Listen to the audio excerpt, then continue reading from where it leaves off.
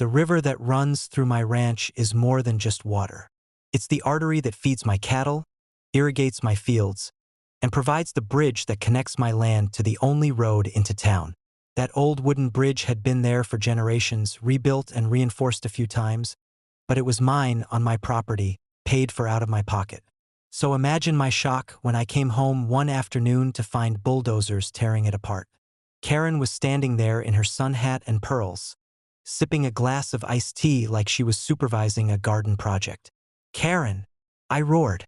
"What the hell do you think you're doing?" She didn't even flinch. "Oh, this? The HOA decided your bridge was an eyesore. Unsafe too. We voted to remove it. Don't worry, we'll have contractors build something more aesthetically pleasing." "You mean you destroyed my bridge without my permission?" She smirked. "Correction, we improved community safety. You should be thanking us." I stared at the gaping hole where my bridge had stood, the river now rushing unobstructed.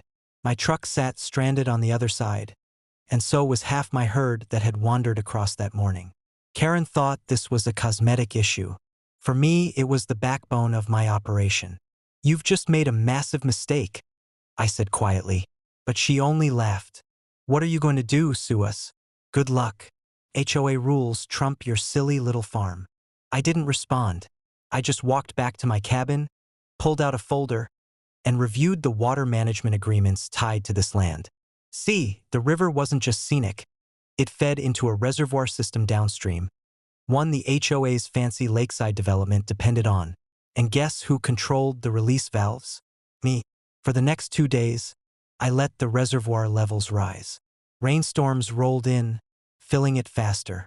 Then, on the third night, I opened the floodgates. The rush of water roared like thunder, surging down the riverbed with a force no HOA engineer could have predicted. By morning, their pristine $6 million lakeside mansion, Karen's pride and joy, the crown jewel she bragged about in every meeting, was sitting in 3 feet of muddy water. Lawns drowned, patio furniture floated. Their private dock snapped in half and drifted away like a toy boat. Karen showed up at my gate, soaked and furious, mud caked up to her knees. "You maniac! You flooded our property."